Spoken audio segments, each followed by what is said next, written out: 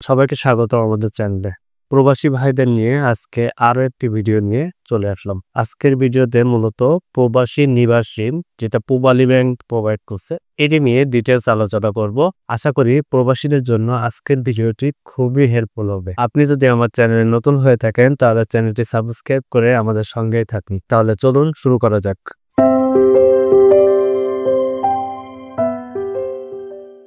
প্রবাসী নিবাস ঋণ এটি সকল ক্রেডিটযোগ্য অনাবাসিক বাংলাদেশিদের জন্য একটি আকর্ষণীয় ঋণ সুবিধা, যার মাধ্যমে বিদেশে বসবাস করছেন এবং ফ্ল্যাট বা রেডি হাউস ক্রয় করতে চান অথবা তাদের নিজস্ব আবাসিক বাড়ি 3 শেড থেকে বহুতল বিল্ডিং নির্মাণ করতে চান, তাদের জন্য মূলত পূবালী ব্যাংকের এই ঋণ প্রকল্প।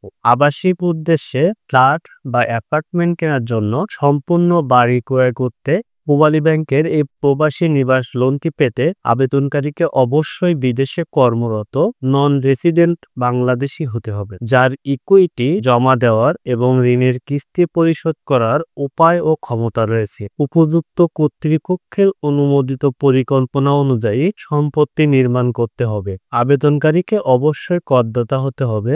আবেদনকারীর আয়ের একটি নির্দিষ্ট উৎস থাকতে হবে। আর ঋণ আবেদনের ক্ষেত্রে আবেদনকারীর বয়সসীমা 21 থেকে 65 বছর হতে হবে। ঋণের মেয়াদ পূর্তিতে গ্রাহকের বয়স 70 বছরের বেশি হবে না। আর এই রিকোয়ারমেন্টগুলা যদি একজন আবেদনকারী পূর্ণ করতে পারেন তাহলে তিনি এই ঋণের জন্য যোগ্য হিসেবে বিবেচিত হবেন।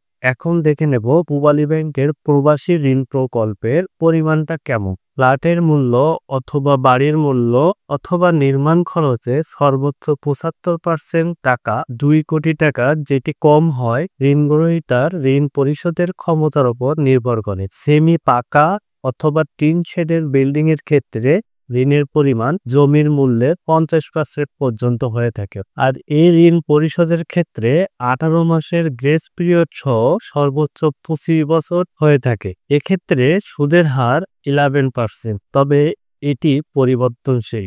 আর এই ঋণ আবেদনের ক্ষেত্রে আবেদনকারী এবং গ্যারান্টারের জাতীয় পরিচয়পত্রের অনুলিপি, 3 কপি সাম্প্রতিক ল্যাব প্রিন্ট করা পাসপোর্ট সাইজের ছবি, সর্বশেষ ইনকাম ট্যাক্স ক্লিয়ারেন্স সার্টিফিকেট, ভিসার পৃষ্ঠা সহ বৈধ পাসপোর্টের অনুলিপি, ওয়ার্ক পারমিট বা কর্মসংস্থানের শংসাপত্র, সম্পত্তির আইনি ও প্রযুক্তিগত মূল্যায়নের জন্য সম্পত্তি সম্পর্কিত নথি, ব্যক্তিগত গ্রান্টার ইএমআই সংগ্রহের জন্য ক্লায়েন্টের ডিপোজিট অ্যাকাউন্ট ডেবিট করার অনুমোদন এবং সম্পূর্ণরূপে প্রস্তুত পোস্টের তারিখ এবং বৈধ স্বাক্ষরিত এমআইসিএস চেকের প্রয়োজনীয় নম্বরগুলি চেকের জমা স্মারক সহ জমা দিতে হবে। এটাই ছিল পূবালী ব্যাংকের প্রবাসী নিবাস ঋণ নিয়ে আমাদের আজকের ভিডিও। আশা করি ভিডিওটি নন রেসিডেন্ট বাংলাদেশি ভাই বোনদের জন্য খুবই হেল্পফুল হয়েছে। আমার ভিডিওটি যদি আপনার কাছে হেল্পফুল মনে হয় তাহলে চ্যানেলটি সাবস্ক্রাইব করে আমাদের সঙ্গেই থাকবেন।